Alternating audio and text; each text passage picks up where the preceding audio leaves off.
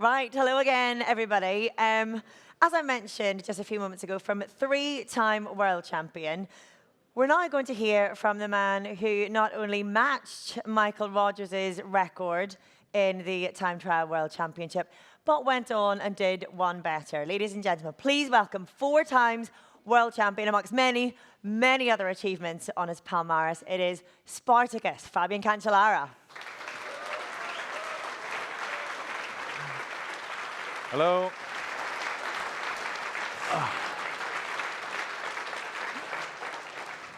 That's a lovely warm welcome, isn't it? You're used to being up on the stage now. You were here last night as well, weren't you, with Eddie Merckx and Bradley Wiggins? Sir Bradley. Sir Bradley, sorry. Hey. So, glad I'm being corrected. How did that go?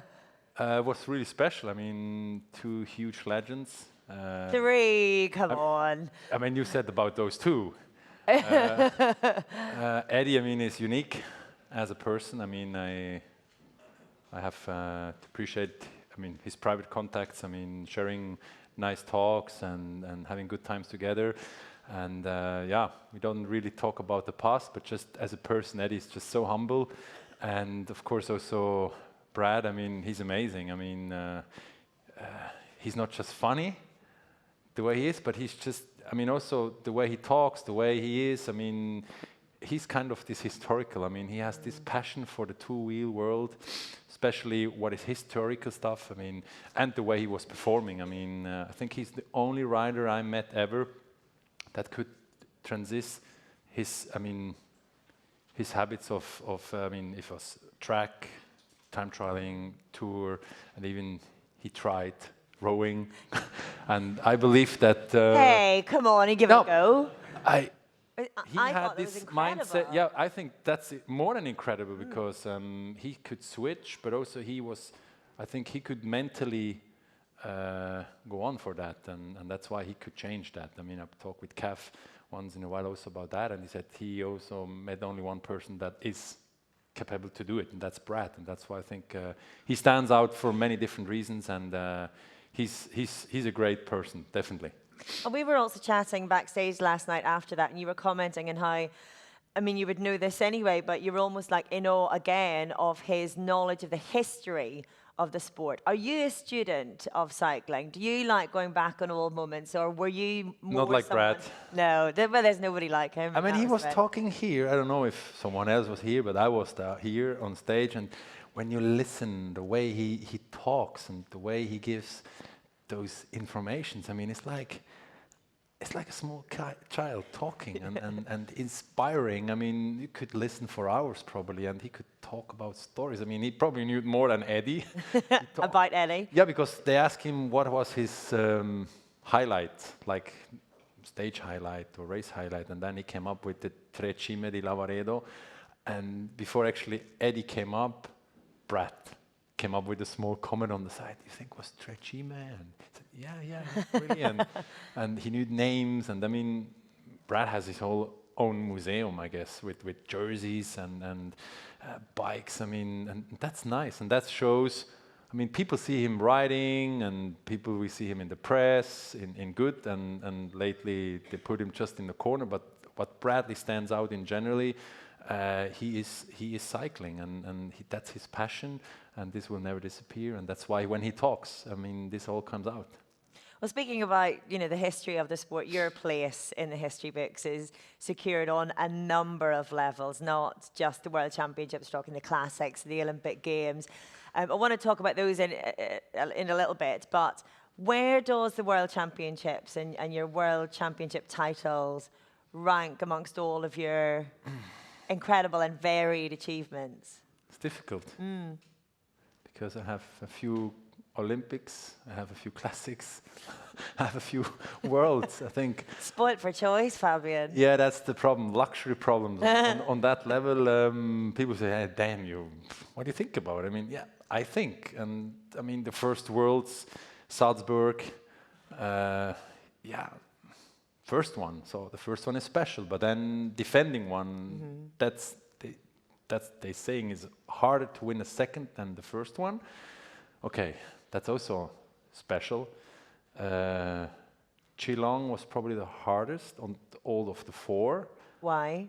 Yeah, because, you know, I mean, I won Mendrisio in a, I mean, on home ground, in lifting the arms. I mean, looked like I escaped from a group and winning a normal race. No, I won a time trial by a few minutes. And I mean, on home ground, it was even more special. I mean, at home in Switzerland with the Swiss team. Stands out mostly from all the 4 titles, and Geelong was the hardest. But also, why the hardest? Because winning. I don't say I lost the motivation, but you know, you once in a while you trained a bit less, or because you knew it. I'm anyway going to win. I'm strong anyway, and no one beats me. So maybe this has also came up that every title that came more was harder, and I mean. There are 4 titles, and they stand out in all unique ways, all different ways of winning, and yeah, then other races came up. So that's why I have definitely luxury problems. Yeah. Was it hard to keep motivating yourself to win that? Especially, you know, you look at equaling, for example, Michael Rogers' record and winning 3. You have nothing left to prove anymore. Even if you hadn't won all the other races, that's an incredible achievement in itself. Then to win a 4th, and as you say, you just weren't being beaten. You know, it must have felt easy is a terribly flippant way to describe it, but was it difficult to keep that motivation and keep the hunger that you need to be able to aim for something so high? Yeah, on one side it's true, because yeah, you do less. I mean, if I don't say it came easy, and never came easy, but you know, it felt like, you know, you focus on other things and this, and then you less focus on what you want primarily do. I mean, how you get ready for a world championships time trial. What do you do? You do Vuelta, you do specific training home, long season. I mean, for the first one, I sacrificed everything, and for the 4th one, just a tiny bit less, or a bit more or less. And then also when I see the years through with all the prologues, time trial in generally, I mean, on '09, I remember I did the prologue on Tour of Spain. That was the prologue on Assen MotoGP track. I did probably 15, 18 minutes warm-up. That's almost nothing, and I still won. And this is actually on one side good, on one side it's bad. But in generally, I think that I stick to it. I trained for it, and then in Copenhagen, I think it's in 11. In 11. I got the first big hit. So that's why I skipped once in a while. Like on 12, I skipped it. 13, I skipped it. But I came back. I said, hey, I have nothing to prove. I just have the will to ride the championships. And that's why in Florence I came back, and I still did it. Got 3rd, but I tell you, I was still happy. I got 3rd, even a few things maybe went not at the right way, but still I was there. I did it, and I finally also found with the 3rd place happiness, because of course I got measured by winning. If you win 4 titles, everyone expects you, he's going to go anyway, and he's going to win, and it's almost clear he's going to win, but no, nothing is clear. And, you know, no one sees into a rider, into his situation, and but still I could also be happy with those results. And how do your worlds compare with, for example, an Olympics? Because it's similar in terms of, slightly similar in terms of the times of season, the fact that it is a one-off time trial as opposed to in the middle of a grand tour. How does your preparation and the prestige of a Worlds compare to an Olympic title? Olympic is definitely a few steps higher. I think, especially this one. Yeah.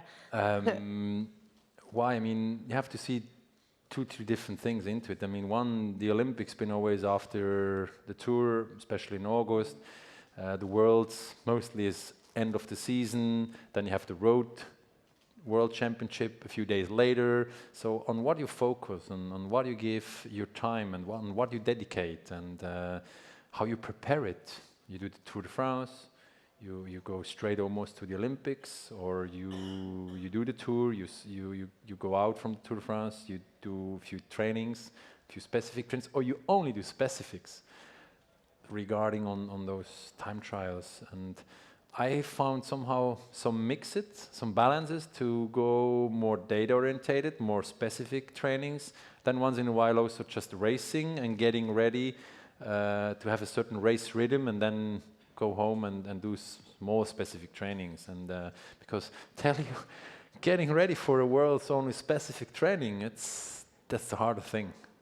Because you suffering your ass off on that TT bike at home alone, and you have a schedule, you go through, I don't know, not one time or two or three, you go maybe 10 times through and say, damn, I need to do this, that, this efforts. It's hard work, isn't it? Yeah, it's definitely hard work, but that comes to a mental training.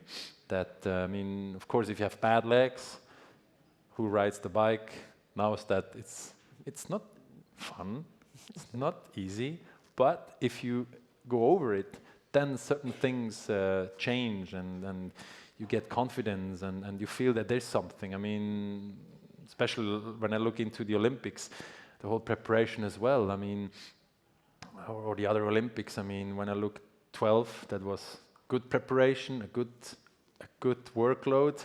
But then, you know, things happen, unfortunately, in one of these famous corners in London, in a small park. You've never forgiven this corner. No, but it's the most famous corner in the world for me. It is now, yeah. They talk about, you know, special venues, special places. I mean, we went this morning, we had a small ride with the Gore people, and of course it was nice. You see Buckingham Palace, you see Trafalgar Square, Hyde Park, this, but hey, I have my own corner at the Richmond Park. Have you been back to Richmond Park Yeah. since then? Have you done that corner? Yeah, of course. Yeah. I must come back, right? Yeah. Conquer it.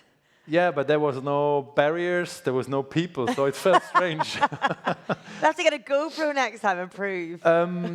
Yeah, no, I think that's why I think Olympics, Worlds, I mean, it's not only the prestige, but Olympics is different. I mean, it's a bigger stage, I guess, isn't it? It's not only the stage, it's every 4 years. Yeah. And it's biggest sports events possible.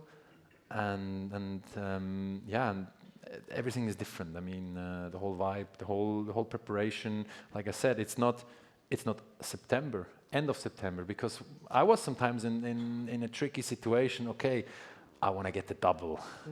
That's why in 09 things went wrong. I mean, I won in an amazing way the time trial. I was ready regarding the condition. I was doing best trainings possible, and also mentally I had the confidence. But at the road race, there was a lack of too much. I mean, I was attacking, and on the other hand, I lost the World Championships. I lost a huge opportunity to get that chance to win a double, because when I see the race, I probably was the strongest, but not always the strongest is winning. And I look at these opportunities that on the end, I look as an experience, 09, 12, losing worlds was a negative impact, but what came, I use it into as a positive, and then, yeah, what happened in 2010, I won a double. I won Flanders, I won Roubaix. In 12, I had a bad year, because I had 2 major crashes, one Flanders, collarbone broken, one Richmond Park, lost by my mistake. I say always, it was my mistake. Even have good skills on the bike, but there the skills been lost. I don't know. And I won in 13. I came back stronger than before, and I won again a double, Flanders, Roubaix. And I think this was also experiences from big wins and big losses that you have to work. You have to work mentally. It's not just push a bit pedal, things will come easy. Push a bit 50 kilometers, pretty fast, 50 average, or you attack on this and that climb or corner, or not corner, because there things can go straight. And what actually special is that if it comes to a time trial, I mean, of course, you have to dedicate, you have to train. If it's once per week with a TT bike, you just cruise around with a TT bike, or you smash kind of, you do efforts, you pain yourself. I mean, you do twice per week TT bike, or you switch, or what? I mean, everyone is different, but I remember my longest ride ever on a TT bike years ago was around 185 kilometers. But at that day, I felt good. I did climbs, up and downs, and still, I came home not tired. I came home like I was happy. Did you intend to go that long on your No. TT bike? You just kept going because No. you felt good? Yeah, because I don't like to switch in trainings the bike. I mean, in training camps, mostly we did that 2 hours, 2.5 hours a ride, and then the team was waiting somewhere with the TT bikes, and then we switched. So, I mean, the position is different. The angles of the seat post is different. I had longer cranks. I had, on the road bike, I have 175. And on the TT bike, I had 177.5. So that's changing. Or if you go around the corner, I mean, not now we talk about Olympics, just generally corners, or when you bend or when you go into a downhill, you have to consider if you're pedaling with the TT bike, your pedals are closer to the ground. So that's also important. And I think, I mean, I knew it when I on the TT bike, what can I do around the corners or not, how much or how long I can still push the pedals before I have to, not to brake, but to not pedal anymore. Because if you pedal in a corner, you know what happened. We all know what happens. I think it's, I'm smiling to myself because a few moments ago when you're sort of listing the achievements that you didn't manage to secure. I mean, if you look up your Palmares, the number of races and the variety of races and the top races in cycling that you have amassed, and yet it seems like those, you know, a world double, for example, those races that you wanted to add to that and didn't, it seems like they haunt you despite everything that you've won. Do they? Yeah. I mean, I race for win. I not race to just to race, and it's fun and I'm enjoying. I mean, I think I had the right schools with my all the stations of the different teams. I mean, Mapai, Fassa Bortolo. Then I came with Bjarne with the years with CSC, Saxo Bank, and so on. And then I came to another setup with Leopard Trek, and then Trek came on more with Trek Radio Shack and Trek Factory, and so on, so on. I think on all the teams I had, I took something out, but that helped me or that was pushing me. And of course, I mean, worlds, yeah, the World Championship. I mean, there's missing something, but you know, the World Road. I don't know if I never have found a friend at the road race, or it was maybe a race that, I don't know, it's not about tactically, because tactically I have won heaps of other ways of amazing races, but somehow, especially when it comes to the road race, I haven't really found it. I don't know, I mean, but it's still now, I mean, if I look back, I'm still happy. I'm not crying behind Peter Sagan. No, I don't cry behind Peter's world title he won, or Oscar Freire, or who else? Who else has won that amazing race, that amazing rainbow jersey? That it is special. I had it just on the time trial in another way, but no, I think it is how it is. But still, I tried the best I could. You mentioned tactics and psychology of things. I was chatting to Michael earlier about the psychology of time trialing. And you're much more of, I think it's fair to say, an all-round achiever. How did the tactics and the psychology of a one-day time trial compare to Paris-Roubaix or going for a stage win at the Tour de France? Is it something that most people have to shift between and just comes naturally to you? It's a good question if it's naturally or not. I think, of course, if you do 260 kilometers, you have more time to think. But more time to overthink then as well. I Yeah, no, guess. I think that's also the problem. I think only because a time trial is short and intense, or if it's time trial, a prologue can be so short, but can be so long. And so you can say, oh, if it's short, you don't need to think about it, you need just to push pedals. Okay, but how you push pedals? Just because I think that doesn't work. I think it's definitely, you need to have the right mindset, and for what you're doing it. You do it for win, okay, that's the one thing. And I mean, what I love most about is speed, maintaining certain speed and certain pace and that taste to feel that you go fast. I mean, now even you have a sports director telling you over the race radio, hey, go faster. Yeah, but how I go faster? Just because, I mean, you're riding there, say, go, go, go, go. Yeah, I'm going. I'm going. Can you see me? I wanna catch the motorbike. Why? I mean, honestly, you're never gonna catch. Well, I catched it once. Yeah. At the prologue in 07, on one of those corners before the finish line. I catched it because I came so fast. But normally you're not gonna catch a motorbike because they are there. But it's like hunting. You know this with the fishing. You know, like I want to catch it, but I can't because he's always there. He's always having this space, and so. Well, it's his job to stay in front of you. you. It's good because otherwise it's drafting, and drafting is not allowed, and then you got a problem. And I think, just as an example, for me, the motorbike there was like, if I go faster, he also goes fast because he has to have the gap. Otherwise, it's not good. And then I want to keep my speed and not go when I go 49 and a half, I want to go on 50. When I'm 50 and a half, I want to go, no, when I'm 50, I want to go 50 and a half. From 50 and a half, 51. But then it hurts. You know how it hurts, right? when you push your pedals.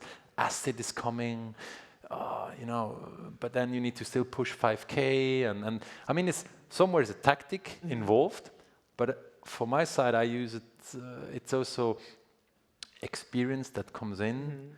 You need to know, I mean, it's not just you have your power meter and watching, 400 watts, I can go only 405 because then I blow. No, on a time trial, you have to know yourself. I mean, it's an experience, how much you know about your body.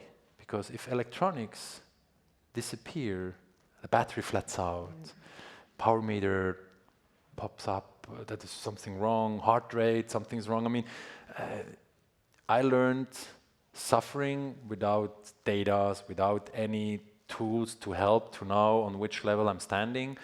But it's not, I'm riding and then I think, how cool would be on a nice island, drinking a cocktail, having friends, family around. I mean, sorry, that's, you can think before, that this maybe can be after. After, yeah. So that's why you try to go as fast as possible against the clock. For me, it was the clock was important, plus it's not the concurrences, it was not Michael or Tony Martin or Brad. I mean, and this is where I use it on when I see the biggest example are actually the Olympics. How relaxed I was. I was looking the others. I was looking Froome, Dumoulin, Fini, Martin, all that. But you know what? And this is where everything came up, that I was concentrating on myself, on the trainings I did at home, the suffering I had, and only focusing on 54.5 kilometer on what I need to do today, because it's a long one. And when it's long, yeah, you have to put a certain tactic in and to spend every single energy you have left in your body for that effort. And the effort was good. But I wasn't focused, even when they said, yeah, you are ahead and this. No, honestly, I not even remember if they said it really once or not, because I was really in my own world, in my tunnel, and I saw some lights by end of the tunnel, and I want to reach it as fast as possible. I use it at the cobbles the same. If you go over the cobbles slow, if someone did it, he knows what it means. If you go slow, it's not nice. So if you go as quicker, as fast as possible, you fast over it. But the problem is, I love that. I mean, that's wonderful if you can go as fast as possible. yeah, but that hurts. But that's why you need to train. Yeah. And training, we know, is important towards to reach a certain condition and to become better. If you do nothing, nothing comes. So you weren't then, I mean, you were getting updates in your ear and knowing what other riders were up to in any given time trial, but that wasn't factoring into your efforts at all then? No, in Rio especially, no. I mean, I never liked when the sports director said you're 10 seconds behind. That I never liked, but... Well, would you not say to them, whoever was in the car at the time? No, I mean, I never spoke back, honestly. But beforehand, I mean, you not give instructions as to what kind yeah, of but he update you knew. wanted? I mean, Luca was mostly the last years the guy in the car or Dirk de Mol and certain races, and they knew how to treat me or to come closer with the car. Come on, go! We hit you from the back.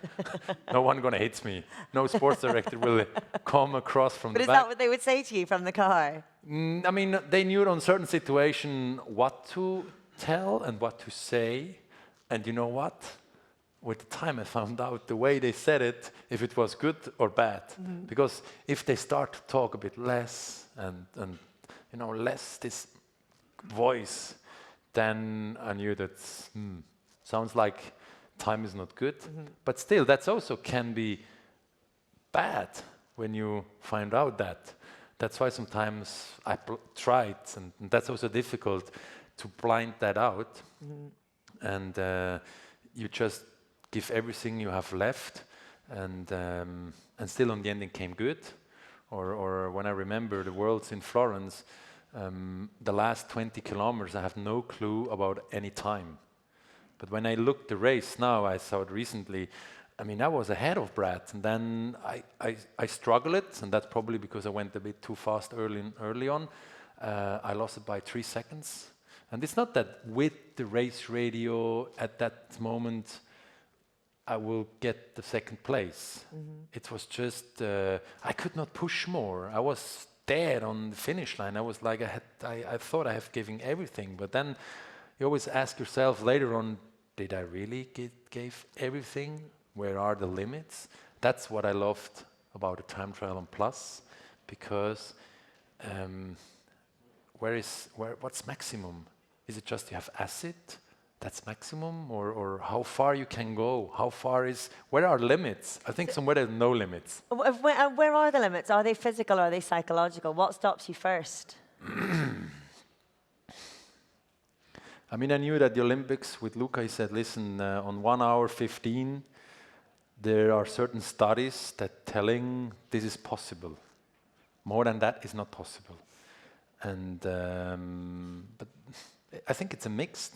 I mean, of course, if you go on a short prologue and you just go as intense as you can, I mean, you will blow because you cannot ride for 3-4 minutes on 1,000 watts. It's impossible. You cannot sprint like sprinters are doing for 1 kilometer. They can do certain short time, certain efforts. So you need to balance those efforts. So that's where it's. Do you ride close to your threshold? Do you ride in your threshold? Do you ride close to threshold among to the limit? So, and what you train at home. So that's why training is important to adapt those levels.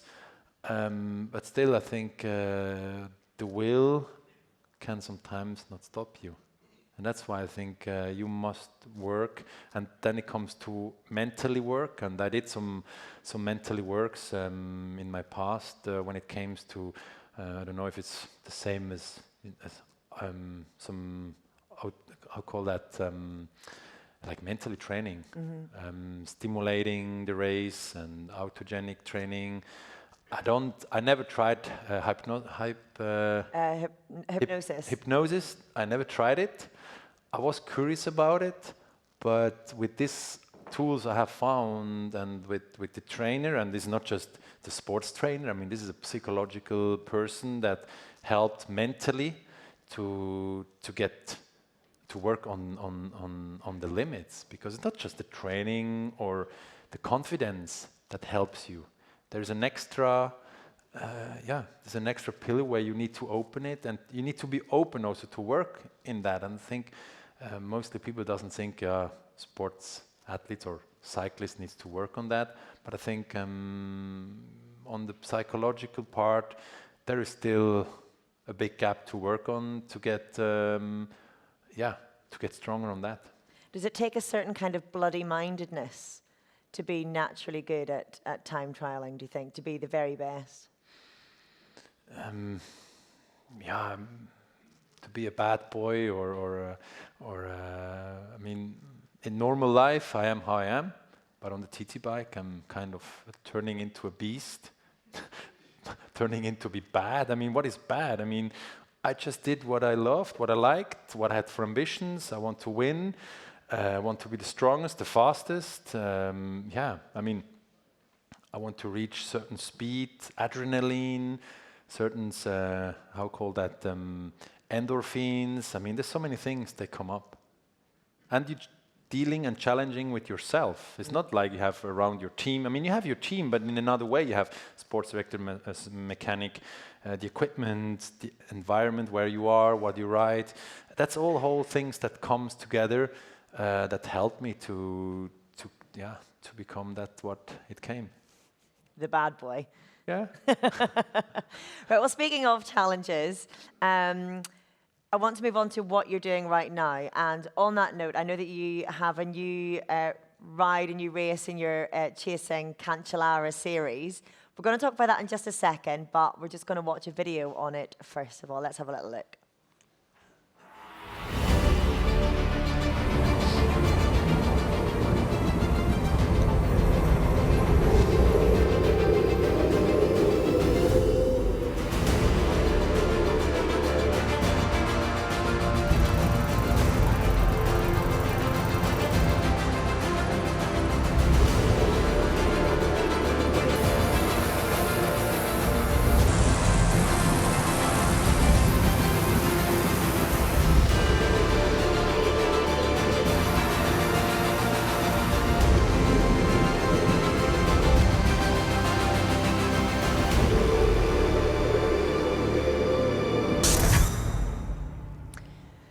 Now that looks brutal. Tell us about it. That's something special, even for me, because I won, I'm part of it, that's one thing. I mean, just quick, I mean, Chasing Cancellara is like a race series that we created 2 years ago, and it's not just the Gran Fondo style that mostly people knows. I mean, it's something that it's a unique cycling experience I want to bring to people on all the levels. It's not just for people, they do 20,000 kilometers, or I mean, it's definitely something that I look into to have fun, to enjoy, to do something. What I mean, I bring cycling somehow, and this is what I want, to the people. To people, they've been supporting me. People, they have the will to do something differently, something special, in a unique way. And we had in this year we had around 8 races. We've been in Italy, we've been in Abu Dhabi, we've been in Switzerland a few races, Germany, and in Denmark. We had variations of types of races. It was a race with 4 people, like a team time trial, challenging the Olympic kilometers in Rio, 54 kilometers. What it means to come, that 4 people ride against that time. Do they can reach it? And I mean, it's a unique experience. And now for next year, Zurich is a city. Zermatt, well known as a ski place. And what altitude is Zermatt? Zermatt is around 116. Right, yeah. But it's the hardest one-day race in Switzerland, open to everyone. It's 200, almost 290 kilometers. It's open for ultra, kind of alone. You want a challenging. You want to do a certain experience that is unique in Switzerland. You do it in couple. You can do it in 2, and I'm gonna do it with someone. We're gonna auction in mid of November. We have. Are you going to do it with a member of the public, like a normal rider? Yeah, but we're going to auction it for a good cause. I'm also an academy member of the Laureus Foundation, Sports for Good. And this is what I want to do. I want to bring certain experience to people. And I think this is what is the beauty about it. It's open to everyone. And I mean, just today, I came from the hotel here. With what I came here? Not the Uber, not the taxi, not the bus, not by walk. I came by bike.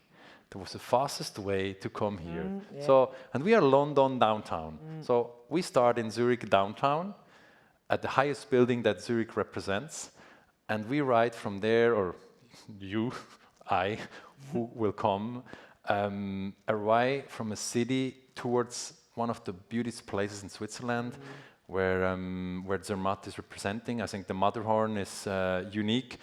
It's my home ground, it's Switzerland, and Switzerland is a beauty to ride, and that's why I'm really motivated. It's not just that someone is organizing. I mean, I'm involved from A to Z, but now we go from Z to Z, Zurich Zermatt. Very good. So you'll be riding it as well. Yeah, for sure. For sure. Who fancies riding with Fabian Cancellara? Yeah, Hans, come on. Yeah. Might see a few of these people in Zurich.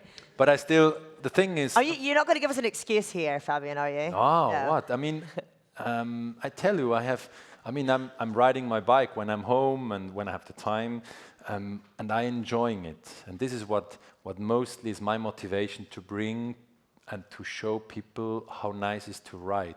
It's not, I mean, you can even, watch a bicycle race, that's the one thing. But I believe that the bicycle, it's not just to put a number on the back and you have to go for a race, but I think in general, and this is what with chasing I want to create, and not a dimension, but to create an experience that two-wheel can give you on plus. I mean, for me, cycling was a life school. I explored so many great things, and this is why also the different formats we have in chasing, and we're also launching in Italy in 7th of April. We're launching an old race. We reborn that, the Tendi Collo. That's an old time trial where Eddie was racing it, and then they stopped the race. And so experiences of historical things from the past, and mentally well-being, and like mentally work. I mean, honestly, to ride this morning, was a bit freezing, but we went, like I said, we went with the bike to do a lap. I mean, I felt straight away better. I mean, I believe that the bicycle, the two-wheel, helps you for your health. It doesn't destroy you, like tennis, football, or other sports that hurts your body or your bones. Unless you fall. Unless you fall, like I had that situation lately, but we leave it now. But I think it's mentally wellness. You want to stay healthy, right? Not fit, because fit is something else. So I think to become as a habit that whatever someone is doing, if he rides, if he goes on a bicycle, I'm happy, and my message, or no, my will I have to bring people on the bike, and if I see people that I can bring onto a bike, I'm the happiest person, because I think the biggest potential has this world, the two bicycle world. It's not only the World's Olympics, Tour de France. I think look what happened here in your country with Brad, with Kath, with Chris Surhoy, with I think the early guys. They've been really pushing the cycling level to another level. And now what happened this year? I mean, have you ever thought that in 1 year 3 guys gonna win all the 3 Grand Tours? No, right? You see. And a few years ago, no one was thinking about that. They talk about Brad, Kath, and Froome, and now we have seen there's not just this ones. There's Geraint Thomas, there's Yates brothers. I mean, you see. I mean, there is more, and there will still more come. I mean, what Bradley's doing with his team, with the young, I don't know if it's the national team or Team Sky or however you want to call it. I mean, there is a whole country that is waking up for that two-wheel world. And I mean, it helps probably for the insurance company because maybe people get more fit. Because the weather sometimes here is not always the best. But then you go take a nice... It toughens you up, toughens the soul. Yeah, but it toughens you up. But still, I mean, watching only football or you have rugby, Rugby, yeah. watching Lewis Hamilton, Formula One winning, or boxing, some others. I mean, or seeing Mo Salah or all the other athletes on the athletics. This is hard to do, but the bike... 99% everyone here in this place can do it, and so that's why you can do it. You can do the Mont Ventoux, you can do Flanders, you can do whatever. I mean, you can do what we did in what you saw in television, but you can do just around your house, small kids. I mean, I remember still like it was yesterday how it was when I left Daddy. You know, I had still the helping things. I don't know, stabilizers. The stabilizers on the right and the left, and you can imagine that's the first